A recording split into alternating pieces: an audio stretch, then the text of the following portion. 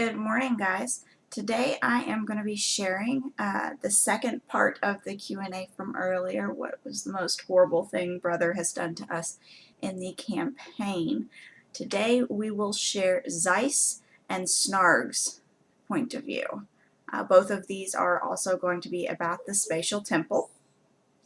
So, Zeiss first because, well, he posted first. No offense, Snarg. It's not saying I have a favorite or anything. Promise. So, Zan, you wanted a traumatic experience to tell the people of the internet. Well, here is Zeiss's spatial trial. Keep in mind, he was forced into the bloody flock to pay a debt of 3,000 gold he stole from them when he was a young teenager. At this point in time, the debt has been paid. So, that's just a note from him. Now, just like Kezrin, when Zeiss entered the Spatial Temple, he found himself in a setting that was not reality, but felt entirely real. He was in Glendon Wood, which is in West Alluvia, and he was a member of the Bloodied Flock still. He had a writ to go kill a thief. As he was walking through the empty streets, tracking his target, he was using the shadows that the night was providing him to stay out of view and stealthy. Finally, after many hours or moments or however long that it took, he finally found an opportunity to attack the gnome. He snuck up to him from behind and knocked him down. Notice he didn't kill him right away, he just knocked him down. His target fell with a yelp, and the gems he had stolen spilled to the ground. Zeiss announced himself as an assassin of the flock, sent to kill him for being a thief. And the gnome replied that he was the one who had stole the gems from the provincial trading company. But as he lay there wounded, the victim-to-be asked for a favor. He asked that the gems he had stolen be given to the people of the subclass district. To this request, Zeiss frowned. Zeiss didn't like being asked to follow the will of another person. He didn't like taking orders from the bloodied flock. And at this point in time, it occurred to him he didn't need to follow orders from the bloodied flock. He had already paid the debt that he owed some time ago, and there wasn't any good reason for him to stay. I mean, if he left the organization, nobody would be looking for him. He had nothing to cause them to. So he sheathed his sword, and he told the gnome, if you really want to help people, just go do it yourself. And then he took one of the diamonds that fell on the ground and left. I mean, you know, man's got to get paid. At this point in time, he glanced down the end of the street and he met the eyes of another assassin, a Sclavi. This one was obviously more experienced than he was, obviously more powerful than he was. He wouldn't beat him in a fight. There was no way. He'd be slaughtered instantly, and he knew it. The other assassin was amused, and so he asked Zeiss, why'd you leave him alive? What's the point of that? And Zeiss, knowing that he had no chance in combat, so he couldn't kill the guy to make sure he didn't speak, chose to answer the question honestly, without attempting to flee or confront him. He explained he didn't really have any good reason to follow the flock's orders anymore, and he didn't really want to. Didn't see any point in it. There was nothing to be gained. And nothing compelled him. So he told the other assassin his decision to leave the flock and start a new life somewhere else and let the gnome make his own choices in life. The Sclavi was incapable of understanding this kind of reasoning. He told him that he was going to kill the thief and all the people that would have profited from this theft. Well, Zeiss didn't really have a problem with the gnome dying. He'd been there, he'd done that. He was a thief for almost 10 years, so he knew that that kind of profession required you to be prepared to die at any moment. When you steal from someone important, you never know what they could do to take revenge, and you never know when. But he wasn't too happy about the thought of innocents being caught up in all of that. I mean, what had they done? They didn't ask the guy to steal the stuff, you know? They weren't a part of the problem, and their deaths were unnecessary. It didn't make any sense.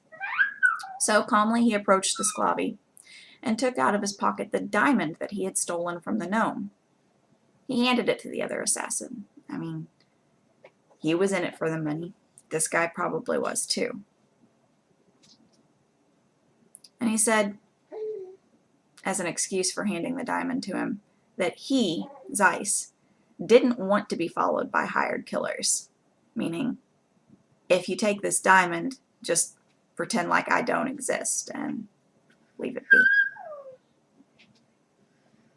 The thief, or rather, not the thief, the assassin, was distracted by the sight of the gem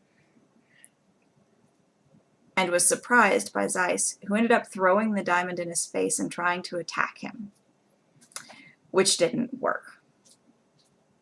The assassin, in response, broke Zeiss's sword and sliced Zeiss in the neck with a poisoned dagger. Zeiss, coughing up his own blood, fell to the ground, and his killer leaned toward him and asked one last question. Why did he do that if all he cared about was free will? If all he cared about was leaving the flock, why would he try to stop the assassin? Why would he try to stop him? Zeiss responded with difficulty. And he said, because I wanted to. The assassin, unsatisfied, left Zeiss there, drowning in a pool of his own blood, slowly dying from the poison, and went to kill all of the people who would have benefited from the gems and the gnome, the thief. Zeiss lay there in the street, alone, slowly dying. The trial didn't end until after he died. Now, I don't know about you guys, but I've had dreams before where something horrific has happened. You know, some fatal wounding has happened. And I've been forced to stay in that dream, unable to wake myself up until I died. And I know they say that in dreams you can't feel pain, but you can feel horror. You can feel helplessness. You can feel hopelessness. And I can only imagine adding the sensation of pain into all of that and having to live through your own death. I mean, that's pretty horrific. I'm sure you guys agree. Zeiss, I feel for you, man. That's no walk in the park there. The next person whose story I'm going to be sharing with you guys is Snarg of Wildpaw. Now, luckily for you guys, Snarg now has a jaw piece, which means we can actually understand him, because before, when he tried to talk, it all came out garbled and... Okay, for those of you in the States, take a really, really thick Southern accent, add to it the speed that a Northerner speaks with, and then the slang terms from out West. It was a horrible mix-up of all sorts of things that you just couldn't really understand sometimes. Thankfully, I was okay with it most of the time. So anyway, he throws the disclaimer up. Some of the details aren't going to be 100% accurate here, since the archives of the spatial trial for him are no longer in his inbox. It should be noted that all of the spatial trial things were done privately, which means none of the other members got to see them, and we don't know about them unless they chose to share, like Snarg and Zeiss did here. In fact, our characters don't know Snarg or Zeiss's story. Well, they know part of Snarg's story, but they don't know Zeiss's at all. Most of the people that went through the spatial temple chose not to share. I think the only one that really did share was Hanuel, and he hasn't given me permission to share with you guys, so you have to wait. And I'm going to pause here for just a minute because it sounds like my girl's getting fussy. I'll be back with you guys in a bit. All right, we're back with a much happier, now snoozing daughter and ready to continue. This is part 2, obviously, of, well, I guess this would be part 2.2 of answering the question, what was the most horrible thing brother has done to us? And now we are going to do Snarg's side of the story. It all began at the crater. Snarg had finally finished his scouting mission and had found the perfect settlement for his section of the Wild Paw tribe. Snarg is a Knoll and a member, obviously, of the Wild Paw tribe, which numbers in the millions. But his little select unit is very, very close-knit and have been together for a while and left Stonehold, which is where they are from. So his whole life's quest up to this point has been to find a home for his section of the Wild Paw tribe. In fact, this new home was practically perfect. There was just one problem. There was a centaur tribe that had also settled in the area. Now, the area was big enough to accommodate both of them, so there was still hope that they could all live there and be there, you know, happily together. So Snarg snuck out and went to observe the centaurs, and he quickly found out that they belonged to a clan well known for being very warlike. After some consideration, he intercepted one of the outer patrols. His intention was not to hurt them. Instead, he told that centaur of his tribe, his little section of his tribe's plans to settle into the area and that they weren't looking for a fight. And he was sure that they could coexist without any trouble. After emphasizing that, he let the centaur go and returned to his boss, Gnawbone, who was bringing up the rear with the rest of the tribe. Although he informed Gnawbone that they could settle there together, Gnawbone considered it prudent to prepare for war. Well, Snarg didn't argue with him. He donned his armor and his weapons and advanced forward with the others and went out to meet the centaurs, who had prepared likely in a similar fashion. Snarg saw the centaur that he had spoken with at the first, and he waved out to him. And then Gnawbone was sent to the center to have talks, and he went with. And after a little while, an agreement was reached, and Wild Paw was invited to stay in the area. So everything seemed perfect. It went okay for a little bit. They got settled in. I'm not certain how much time went by. But then one night, the centaur who Snarg had originally met with, the very first one, they considered themselves friends now, woke him up in the middle of the night. And he told Snarg that the Centaur Council was meeting that night, and there were plans to turn Wild Paw over to one of their enemies. They hadn't been welcomed in this new land. They were being betrayed. Snarg wasn't really sure how to proceed. He had finally settled his tribe into a good place, and after a long... I just totally spaced out and started reading 2 different lines. He had finally settled his tribe into a good place after a long, long time of searching for one. And he didn't want to give it up. This was home now. He didn't want to give up his home just because some stupid centaur tribe decided they were going to be stupid. And he especially didn't want to have to be forced out of his new home by someone who was betraying them. On the other hand, he knew that if he told Gnawbone about what was going on, that Gnawbone would take preemptive action against the centaurs, and that a bloodbath would ensue. And he didn't really want that either, so he was a good bit conflicted. After a lot of deliberation, he decided Gnawbone was the boss, and Gnawbone would make the decision. So he went to Gnawbone and he told him, because after all, he was the leader of the tribe and had the final say. So Snarg told his centaur friend to warn the others that were of his thinking, and that he was going to tell Gnawbone what was happening, and that they would end up fighting. That night was a bloody one.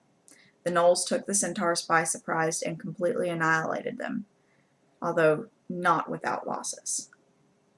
In fact, there was much loss. Many of the Wild Paw died. But Wild Paw was very much still intact, and they had their land, and those that betrayed them were gone, and the centaurs that were friendly to them were spared. Snarg's friend and some others had survived. So, although it was unfortunate, things were still intact. They were still okay. But then something terrible happened. As they were cleaning up the battlefield, burying the dead, a mask appeared, and it somehow took hold of Gnawbone and of the centaur that was Snarg's friend, and it held them up in the air. They were suspended in the air, obviously in a tortured state. Snarg was convinced that a powerful mage had come by to mess with them, and he immediately demanded the release of his friend and leader. But the mask didn't comply. So Snarg charged it. He was intent on destroying this mask. But he couldn't. It was no good. At this point, a loud voice chastised him for his decisions the previous night. It asked him if the ends had really justified the means, and why. Why had he not considered another alternative? And other questions of the sort. Snarg, infuriated, refused to answer many of the questions, and in fact he challenged it back. He asked why it had any reason to be involved in this. What authority did it have to make any judgment like that, to determine whether he had made the right or wrong decision? They shouted back and forth for some time, and then apparently the voice had just had enough. Gnawbone and the centaur screamed out in extreme pain as they were crushed alive where they were held. Their deaths sent Snarg into a maddened rage, and he attempted to attack the mask again. But the mask disappeared as he reached it, and Gnawbone and the centaur fell to the ground. Snarg ran around the battlefield, calling out again and again, attempting to find the mage who had killed his companions. As he ran around, the rest of his tribe approached him. They wanted to know what to do next. They were disgusted at what had happened in the previous night. They didn't want it to be that way. And they were extremely disheartened now that their boss was dead. Snarg tried to calm them down, to convince them that, although unfortunate that it had turned out the way that it had, they should move on and honor the sacrifice of their boss. After all, their boss had led them here to this new home that they had all to themselves, away from the tyranny and suppression that they had experienced back in Stonehold, away from being looked down upon that they had experienced through the rest of Alluvia and all of their travels until they found their way here. But they weren't convinced. He couldn't sway them. The entire tribe decided to leave. That they would head for another city and join with them instead of attempting to continue the tribe here. Snarg shouted out in anger at the mage. He was convinced that the mage was playing with their minds, that otherwise they wouldn't have made such a decision. But they left. Severely despaired, Snarg refused to join with them. He stayed behind. He took the task of laying the rest of his companions to rest upon himself. And as he finished Gnawbone, the very last grave, he swore he would continue his tribe all by himself. he cursed the mage, and he swore revenge upon him. He set out alone to Xahnastma? I have no clue how brother intended that to be said. So he set out alone to a town to begin his hunt for this mage. And then his trial ended, and he stumbled out the other side. Oops. No, I skipped a line. He set out alone and is looking for his revenge, and the trial went on for some time. It finally ended one night as he was looking up at the stars, where he had finally decided that although things had gone for the worst, and that he considered himself to be the only remaining member of his tribe, he had made the right decision in the end, and that the end sometimes did justify the means. With this thought, he stumbled out the other end of the portal, and he remembered, in fact, that he had been in a trial, that what had gone on wasn't real. He felt severely betrayed by the elements themselves. They had been purposefully torturing him for the amusement of some power. He didn't understand why they would do that. Since then, he hasn't been quite the same. His personal beliefs were fractured, and he's been gradually rebuilding them with a new look on the world. He's been having severe indecisiveness and mood swings that were a result of his struggle, to construct his new beliefs. And this has led to some, as he says, unfortunate encounters. In fact, one with my own character, Z, I discovered recently, wherein he yelled at me that I was so full of fear that I couldn't move forward to possibly have people accept me, and that if I was so afraid and I wanted to just cower and hide, that he should just end it all for me right then and there. Now, thankfully, he thought better of it before he continued, because that would have led to some very unfortunate events. And the conflict between our two characters was resolved here recently in a drunken funness with Zeiss in the campfire, around the campfire. Now, the player of Snarg goes on to finish up here that although his character was traumatized, that he believes that his new willingness to consider new ideas and try new things and accept people he otherwise wouldn't have might possibly mean that the trial was an overall positive experience. So this concludes part 2.2 of our What's the Most Horrible Thing That Has Happened to You?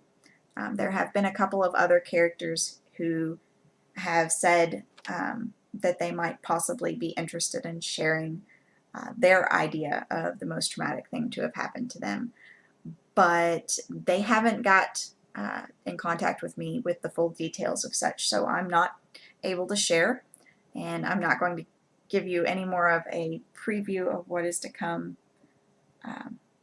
because, well, I don't want to give you fractured stories. So I'm going to be signing off here. I look forward to sharing more with you guys later.